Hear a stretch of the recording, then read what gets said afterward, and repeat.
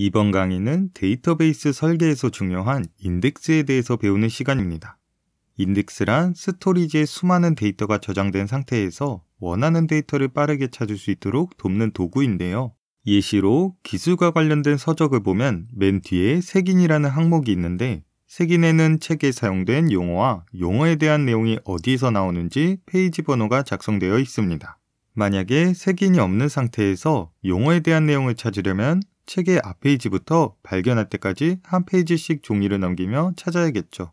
이러한 문제는 컴퓨터와 스토리지, 데이터베이스에서도 동일합니다.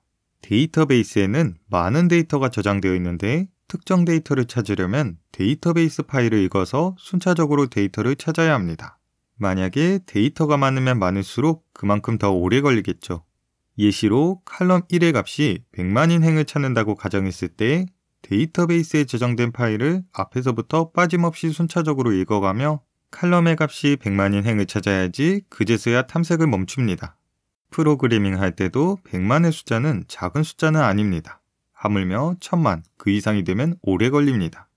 만약에 행의 키와 행의 물리적 위치를 저장하는 노드가 존재하고 이진 탐색 트리로 구조화한다면 이런 모습일 겁니다. 그리고 1억 개의 노드가 존재한다면 최대 27번 정도의 탐색을 하면 키가 100만인 노드를 찾을 수 있습니다. 그리고 해당 노드에 저장된 행의 물리적 위치를 이용하여 행을 찾을 수 있습니다. 이렇게 행을 빠르게 찾을 수 있도록 자료 구조화하는 것을 인덱스라고 합니다. 앞으로 강의를 진행할 때 상황에 따라 용어를 섞어서 사용할 텐데요. 강의를 잘 이해하려면 용어에 대해서 정리를 하고 넘어가는 것이 좋습니다. 이전에 릴레이션 관점에서 설명했을 때 행에 해당하는 부분을 튜플로 불렀고 열에 해당하는 부분을 속성이라고 불렀습니다. 그리고 테이블 관점에서 설명했을 때는 행에 해당하는 부분을 행으로 불렀고 열에 해당하는 부분을 칼럼이라고 불렀습니다.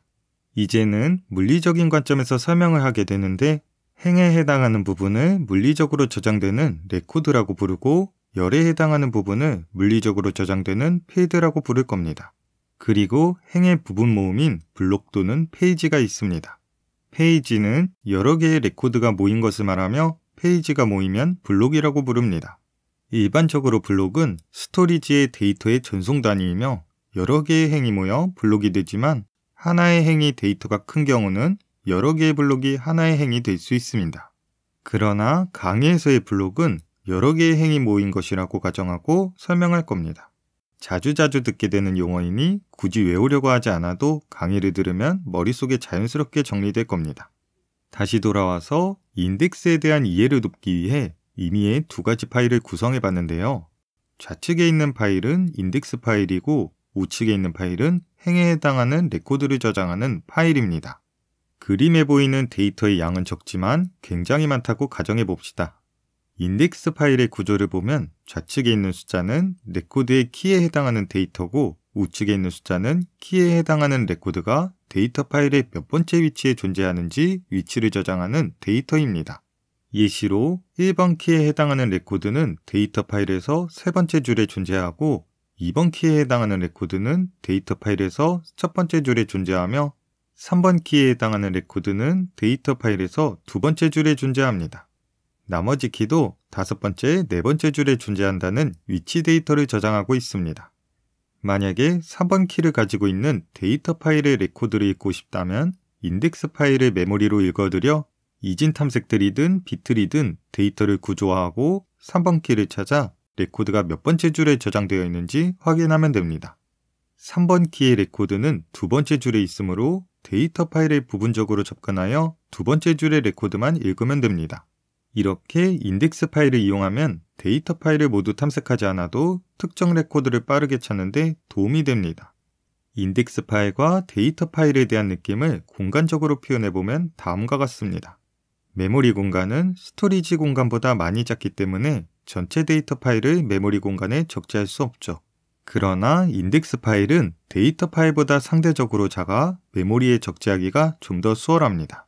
그러므로 인덱스를 이용하면 한정된 메모리 공간을 좀 더 효율적으로 사용할 수 있습니다. 이번엔 스토리지 입력과 출력의 빈도의 관점에서 생각해 봅시다. CPU가 스토리지에 저장된 파일을 메모리에 적재할 때 출력 한 번에 최대 100MB를 가져올 수 있다고 가정해 봅시다. 만약에 데이터 1 파일에서 3번 키의 레코드를 찾는 경우 데이터 1 파일을 부분적으로 메모리에 적재 후 3번 키의 레코드가 존재하는지 확인하고 없으면 다시 부분적인 파일을 요청합니다. 이 과정은 블록에 3번 키가 존재할 때까지 보조기억 장치에서 파일을 계속 읽어드려야 합니다. 찾아야 하는 데이터가 끝부분에 있다면 총 15GB를 읽어야 하는 것과 마찬가지이죠. 그리고 이전 강의에서 보조기억 장치의 I/O는 메모리에 접근하는 것보다 상대적으로 느리다고 했으므로 I/O 빈도 수가 많아질 경우 특정 행을 찾는 총 시간이 늘어납니다. 그러나 인덱스 파일이 존재한다면 인덱스 파일을 메모리에 적재하고 인덱스 파일 내에서 3번 키를 가지고 있는 레코드의 위치를 파악할 수 있으므로 레코드가 존재하는 블록을 요청하여 행을 찾으면 좀 더 빠르게 접근할 수 있습니다. 결론적으로 인덱스는 I/O 빈도를 줄이고 원하는 데이터를 빠르게 가져올 수 있도록 자료 구조화합니다. 자료 구조는 프로그래밍 언어를 통해서만 구현할 수 있는 것은 아닙니다. 파일도 자료 구조의 형태를 가질 수 있는데요. 우리가 자료 구조를 학습했을 때는 자료 구조를 메모리 내에서 사용하기 위해 객체 또는 구조체를 구현했습니다. 그러나 자료 구조는 꼭 메모리 내에서만 사용하는 건 아닙니다. 파일의 레이아웃도 충분히 자료 구조를 가질 수 있습니다. 예시로 위와 같은 파일은 이진 탐색 트리 자료 구조를 기반으로 데이터를 작성했는데 구분자를 통해 각 필드가 구분되어 있습니다. 첫 번째 필드는 자기의 키를 의미하며 두 번째 필드는 부모가 몇 번째 줄의 레코드에 해당하는지에 대한 위치 정보가 저장되어 있습니다. 세 번째 필드는 좌측 자식이 몇 번째 줄의 레코드에 해당하는지에 대한 위치 정보를 의미하고 네 번째 필드는 우측 자식이 몇 번째 줄의 레코드에 해당하는지에 대한 위치 정보가 저장되어 있습니다. 그리고 나머지 필드는 행에 해당하는 데이터가 저장되어 있습니다. 이것을 도형으로 표현해보면 다음과 같습니다.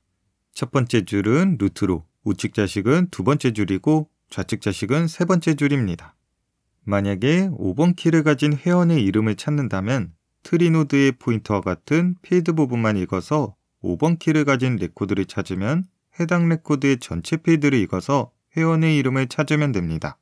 결론적으로 자료 구조는 메모리에서 사용하는 것뿐만 아니라 파일에서도 사용할 수 있습니다. 이번 강의는 인덱스에 대해서 배우기 전에 인덱스가 어떤 느낌이고 무엇인지 살펴보는 시간이었습니다.